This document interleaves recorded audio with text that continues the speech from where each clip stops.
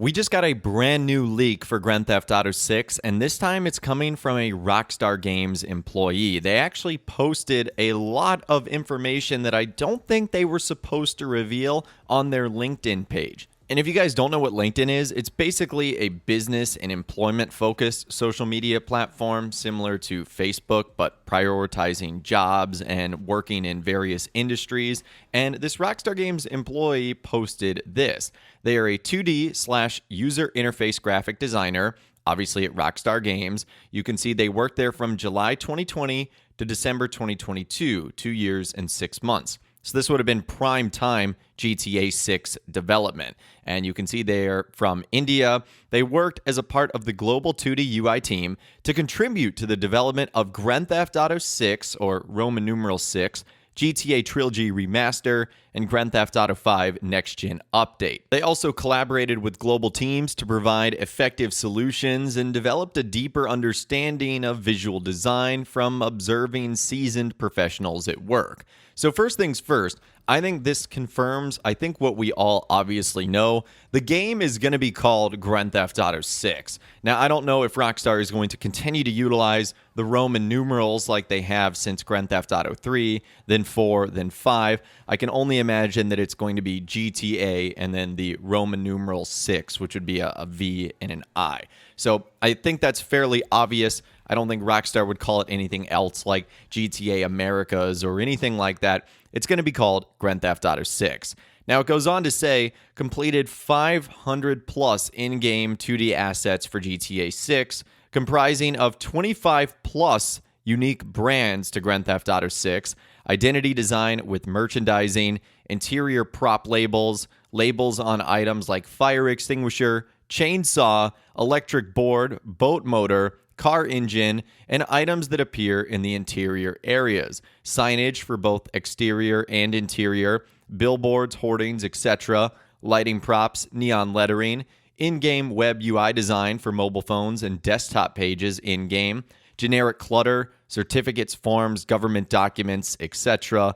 All of these were crafted systematically, going from one interior level to another, adding great detail and immersion in Grand Theft Auto 6. So let's go over some of those details right now. Really, the first couple of things is that this game is going to be massive. 500 plus in-game 2D assets, 25 plus unique brands to Grand Theft Auto 6. These are kind of going to be the parodies that Rockstar creates for brands we all know, whether that be Coca-Cola or Microsoft, things like that. And those are just the ones that this one individual has actually worked on. We also know there's other interior props and items like fire extinguishers, chainsaws, electric boards, boat motors, and car engines. To me, this means more interiors that we're going to be able to go inside and actually look at stuff like this. So for boat motors and car engines, think of vehicle showrooms. For things like fire extinguishers and chainsaws and more, you might think of a hardware store.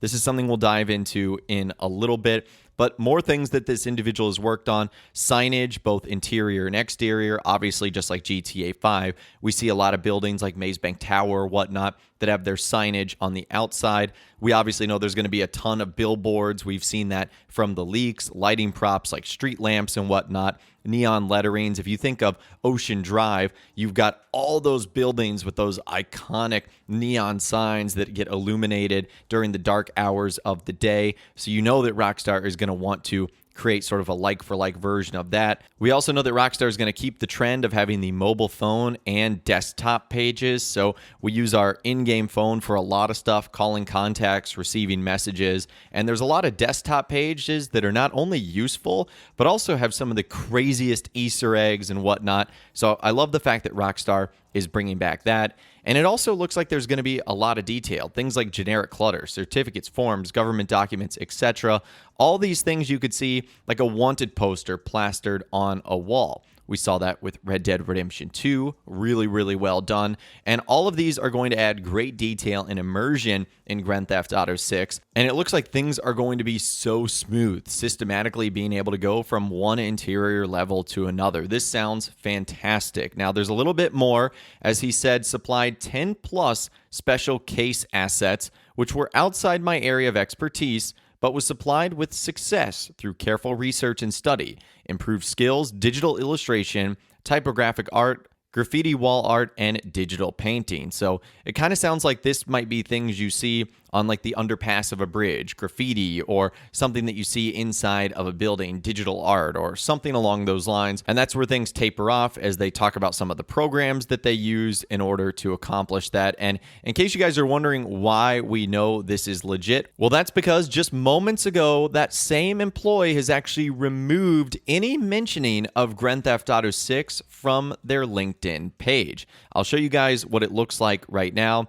and you can see that they have not mentioned Grand Theft Auto 6 or Grand Theft Auto Roman numeral 6 in any way, shape, or form.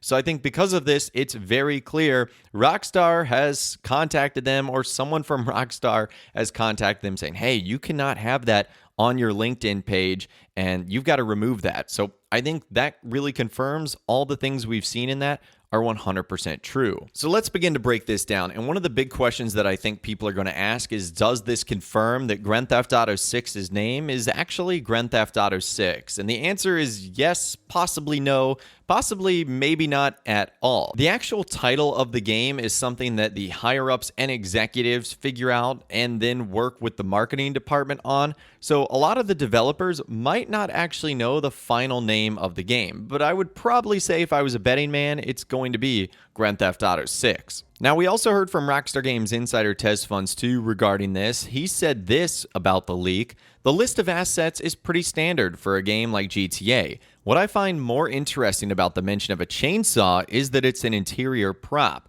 You would expect a tool like that at construction sites, but they aren't really considered interiors. It would make more sense for a hardware store to have that as an interior prop, which may suggest such interior would be accessible. GTA Vice City featured accessible hardware stores selling melee weapons back then.